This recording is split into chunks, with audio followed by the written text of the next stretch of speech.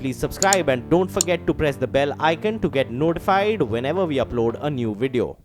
दक्षिणी दिल्ली के असोला फार्म में टेंट पंडाल के एक गोदाम में भीषण आग लग गई। आग इतनी भयंकर थी कि उसे बुझाने के लिए दमकल की 28 गाड़ियों को लगाना पड़ा। हालांकि इस हादसे में किसी के घायल होने की खबर नहीं है, लेकिन गोदाम में रखे लाखों का सामान जलकर राख हो गया। ये 2-2.5 एकड़ का एरिया है जिसमें कि ये पंडाल वगैरह का मटेरियल है। अभी अंडर कंट्रोल है, कूलिंग चल रहा है। सर फायर की गाड़ी कितने आए थे? 20 के करीब। सर कोई इंजर्ड भी हैं सर? नहीं अभी। मध्य प्रदेश के मुख्यमंत्री शिवराज सिंह चौहान ने कांग्रेस अध्यक्ष राहुल गांधी और कांग्रेस पार्टी पर जमकर हमला बोला। शिवराज ने राहुल गांधी की नकल करते हुए कहा कि मंदसौर में जब कांग्रेस के नेता आए तो 10 दिन में किसानों को कर्ज माफ करने की बात कर रहे थे। उस बीच जिस पंजाब सरकार का उन्होंने उदाहरण दिया, वहां के मुख्यमंत्री ने नीति आयोग की बैठक में कर्ज माफी के लिए खुद प्रधानमंत्री मोदी से पैसा मांगा था। मध्य प्रदेश की विधानसभा ने ये विधेयक पारित किया है कि 12 साल से कम उम्र की बेटियों के साथ अगर कोई दुराचार करेगा तो उसको मृत्युदंड, फांसी की सजा से दंडित किया जाएगा। कुछ महिलाओं ने वहां के विधायक और कृषि राज्य मंत्री बालकृष्ण पाटीदार को घेर लिया। इन महिलाओं ने मंत्री पाटीदार पर सड़क और नाली की समस्या नहीं सुलझाने का आरोप लगाया और उनका घेराव करके गाड़ी से नीचे उतार लिया। इसके बाद मंत्री बालकृष्ण पाटीदार नाराज महिलाओं के साथ चलने लगे, लेकिन महिलाओं का गुस्सा शांत नहीं हुआ।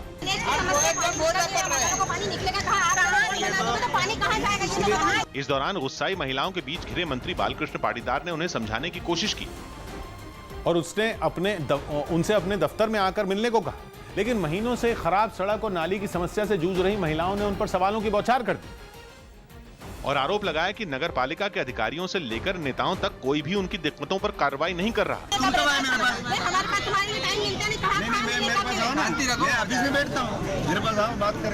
काफी देर चले हंगामे के बाद मंत्री पाटीदार ने लोगों का ज्ञापन ले लिया, जिसके बाद महिलाओं ने उन्हें वहां से जाने दिया।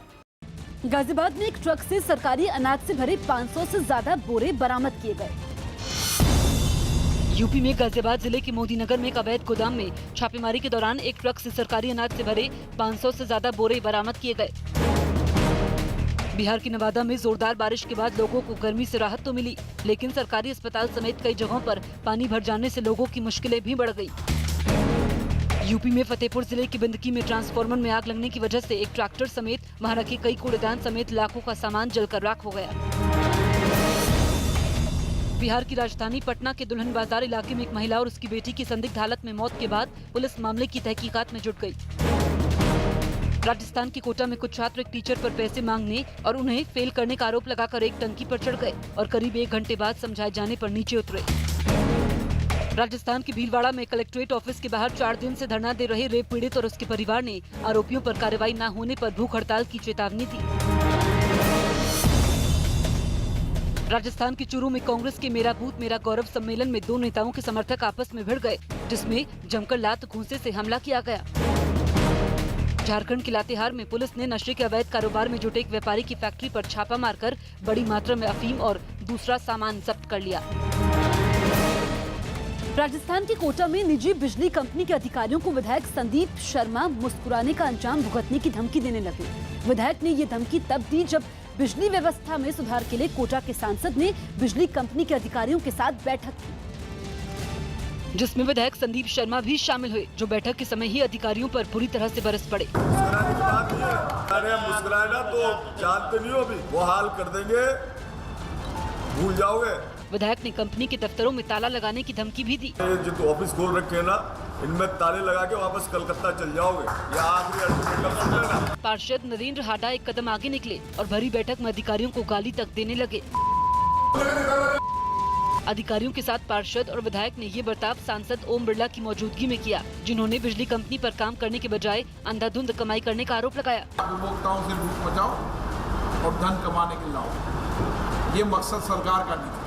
ये सभी बिजली की कटौती और स्मार्ट मीटर लगाने की बिजली कंपनी की कोशिश से खफा थे। बिजली सप्लाई से जुड़ी ऐसी तमाम समस्याओं को दूर करने के लिए कंपनी को 15 दिन का वक्त देने के बाद ये बैठक खत्म हो गई।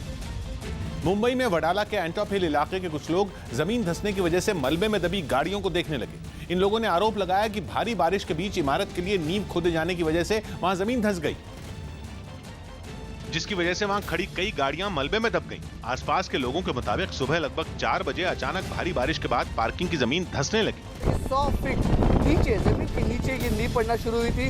पानी पूरी तरह से भर चुका था और साथ ही साथ ये लैंडस्लाइड होने की वजह से जो गाड़ियां हैं बिल्कुल खिलौने की तरह इसमें धंस चुकी हैं। और इसके बाद लोगों में हड़कंप मच गया और वो इमारत से बाहर आ गए। सडनली हमने ये पूरा वॉल गिरते हुए देखा, इसके ऊपर जो छपरे हैं वो सबको गिरते हुए देखा। जमीन धंसने की खबर मिलते ही पुलिस और बीएमसी के अफसर भी मौके पर पहुंच गए और वहां का मुआयना करने के बाद इमारत के लिए नींव खोदने के आरोपी बिल्डर के खिलाफ केस दर्ज कर लिया। साथ ही बीएमसी के अफसरों ने घटना वाली जगह के पास बनी लॉयड्स बिल्डिंग के एक हिस्से को भी खतरनाक घोषित कर दिया, क्योंकि आसपास जमीन धंसने का खतरा बढ़ गया।